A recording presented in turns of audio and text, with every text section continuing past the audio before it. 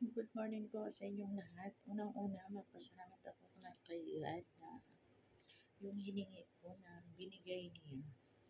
Magpasalamat ako lubos na taos-puso kong magpasalamat kay God at saka sa nanood sa akin na walang sawa sumusuporta. Salamat po sa inyong lahat na hindi niyo ako iniwan hanggang sa dulo. Salamat ako ng lubos. Salamat po sa mga nanood na sa Bangladesh. Thank you for watching from Bangladesh. Thank you for watching from India. And thank you for watching from Indonesia. Thank you for watching from UK. And thank you for watching from Spain. And thank you for watching from USA. And thank you for watching from Netherlands. And thank you for watching from Germany.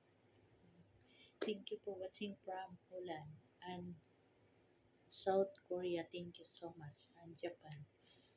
And Singapore. Thank you for watching. And all Filipino, thank you for watching mga kabayan kong mahal kong kabayan. Nagpasalamat ako sa inyong lahat na wala kayong sawa na suporta sa akin. Mahal niyo ako, mahal ko rin kayo. Lubos akong nagpasalamat. Grabe, sobrang saya na tumutulong kayo sa channel ko.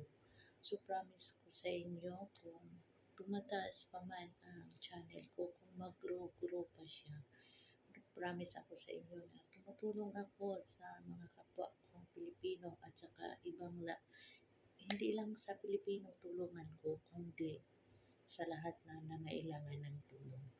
Yun lang, pero sa ngayon hindi pa ako makatulong. Pasensya na po kayo kasi kunti lang sahod ko, tapos may mga problema pa ako sa mga pamilya ko. So, pasensya na kayo. Asahan ninyo pa dito na sa channel ko. Hindi ko kayo tanggihan. Nag-promise ako sa inyo sa harap ng live ko. Hindi ako tanggihan yung mga hinaing ninyo. Nagpasalamat akong lubos sa inyo. So, kung may nagbas man sa akin, okay lang yun. Part yun sa